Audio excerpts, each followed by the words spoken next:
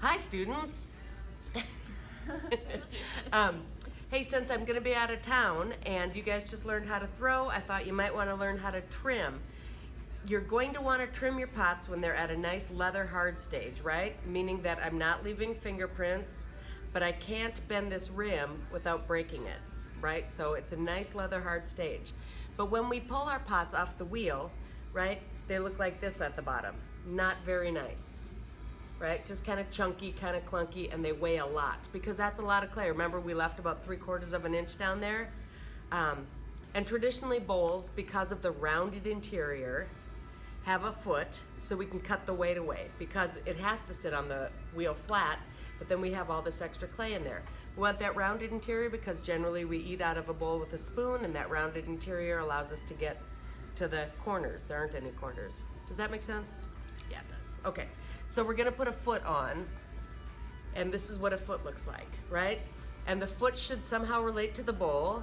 And here it kind of relates to the design. We kind of have this cloud design, and then we kind of have these nice little pushes in the foot. That one works nicely. This one is a little more masculine. We've got a real thick rim, and then when we flip it, we've got a real thick foot, right? So it's real masculine and heavy. That's a great foot. This one is a little, has a kind of a soft curved taper here, and when you flip it, the foot has kind of a soft curved taper. So this is a nice foot for this piece as well. So, you know, when you're learning, you're just gonna try to get the foot done, get the weight out of the pot, those kinds of things. But it's nice to understand that, that they have a purpose beyond just getting the weight out. Although that is one purpose, getting the weight out. Purpose number 2 is to present the bowl, to lift it off the table. Purpose number 3 is a way to hold that piece when you're glazing. And you can actually see my finger marks from glazing this piece. I've got a thumb here and 3 fingers here, but that's a nice way to be able to hold onto that bowl. A foot like this makes holding it really nice and easy when you're ready to glaze. So when we're glazing these, when we're glazing them for high fire, we're gonna be dipping them into 5-gallon buckets of glaze. So having a good grippable handle is not a bad idea. All right, so this piece, you okay? There's a spider. Oh no. This piece doesn't have a foot yet. So my first thing I want to do is check the thickness of that foot. Okay, so I'm gonna put the needle through the bottom of the foot, right? I don't want to put a big hole in the top, but I'm gonna put it through the bottom, and I don't know if you can see that, but I'm gonna push until I can see the end of my needle tool, and there it is, right? And then I put my finger at where that came through and then pull that down. So I know that it's that thick. Remember, we were shooting for about 3/4 of an inch, and I still have about that. So it's nice to know that that's my thickness. Then I also like to go through the side a little bit, same deal. Oops, not that thick there. So that's pretty thin, so I don't need to do much trimming in the wall, which is great. Okay, so now I kind of have those measurements recorded in my mind, and I'm gonna flip this over. And just like when we throw the bowl, when we trim the bowl, we need to center it first. So you can probably see that it's not very centered, right? So I'm gonna get it a little bit closer, just eyeballing it. That's not bad. Actually, I kind of hit it. Better move it. So you can see now that it's not very centered. So I'm gonna hold my hand really steady and just stick out my fingernail, my pinky fingernail, and now it's just hitting in one spot. So you can see that when it comes around. Oh, geez, I lifted it up. I'll cut it out. It's okay. That's funny. Oh, now I hit it. But so I'm hitting in one spot. I wanted to show you guys that. That's funny. I'm cracking myself up. Okay, so there's where I'm hitting. So then I want to push towards that, right? If I'm hitting that, it means that that's the part that's sticking out the furthest. So I want to push that part in a little bit, just very small amount, right? Now I'm going to check again. Ooh, I'm pretty close. I might be there. Let me stick my pinky fingernail out again. Oh, yep, I'm hitting in one spot, just barely. It's right here, so I'm going to barely move it. There we go. And now I'm centered. Another way that some people like to center, and I'm gonna move it off center again, is to, ooh, that's too far, is to again with the fingernail, or you can use a needle tool, but be gentle. You don't want to poke through. I'm just going to make a circle, right? I'm just holding still, and you can see that that circle, I moved it again, that circle is not on center. God. Or not. Okay, let's redo that. Okay, so I'm going to put a circle on, just with my fingernail. And now you can see that the circle is not quite centered, right? It's thinner here than it is here.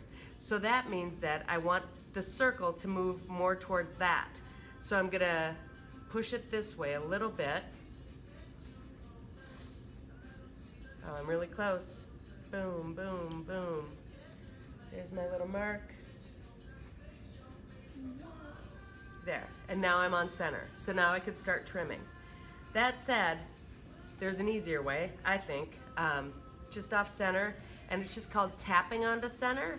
And the theory behind it is that when the wide spot is at 1 o'clock, you tap at 3 o'clock, right? That said, if you do it enough, it kind of just becomes instinctive, and you don't have to think about the 1 o'clock, 3 o'clock thing. You just tap until the wiggle is out, right? Now the wiggle's out. So 2 different ways to center your pot, or 3 really. Okay, so now I've got it centered. I've got a nice hunk of clay that I took out of the reincarnation bin because it's nice soft clay. You don't want it sticky, but it's nice and soft. And you know, you don't want to like wreck a nice pug just to trim your pot. So I'm gonna turn this fat coil into 4 little coils. 4 little hunks, wads, I guess. And then I'm gonna snug them up real close, snug them up real tight, and then I'm gonna push down hard. I'm gonna push down so that it sticks to the bat hard. I don't wanna push in, because that's a real good way of breaking your rim. So I'm just snugged up tight, and now pushing down on the opposite side so that so that they're pushing against each other. And I'm gonna do these 2, again, snug them up, push down, and I'm centered. All right, so the thing that we're looking to do is continue this uninterrupted curve, right? We should have an uninterrupted curve with the lowest point in the center. So when we flip that, we want to think about that curve on the outside, except there's a foot in the way, right? So the very center of the inside of the wheel should basically be the highest part of the trimming, right? And then it trims into the walls of the pot so that if there wasn't a foot, it would just match the interior curve. Does that make sense? Oh, good. I'm glad you think so. Okay. All right. So maybe intuition would tell you that you want to come at it from the outside, but truth of the matter is you guys are going to have some pots that are kind of banged up, and you don't want your tool to be bouncing on that. So I think it's a better idea to start on the top. And I like to start using the corner of my small tool, of my small loop tool. So I'm just gonna lay this in and kind of decide how big I want that foot. This is a pretty utilitarian bowl. I think about it as being like a soup bowl or a chili bowl. So I want that foot to be at least 1/3 of the width of the pot. If I go with this line, it's at least 1/3, a little bit more. If I go with like that line, then it's like a dainty little foot. That's gonna be too small. I don't like that one. But this maybe seems a little big. So I'm gonna split the difference and go about there, I think. And yep, I like how that looks. Okay, now I'm gonna go straight down with this corner, right? I'm using the corner of the tool, and then the blade is facing outward. So if I happen to catch on that clay, I'm catching on clay I wanna get rid of anyway, right? So no problem. If I turn my tool this way and I catch, then I'm gonna wipe my foot out. So I'm gonna go straight down. And you know that your pot is in the right kind of shape if you're getting curlies. Oops, if you're getting little curlies, right? If it's all sticking right back onto the pot, then your pot's too wet.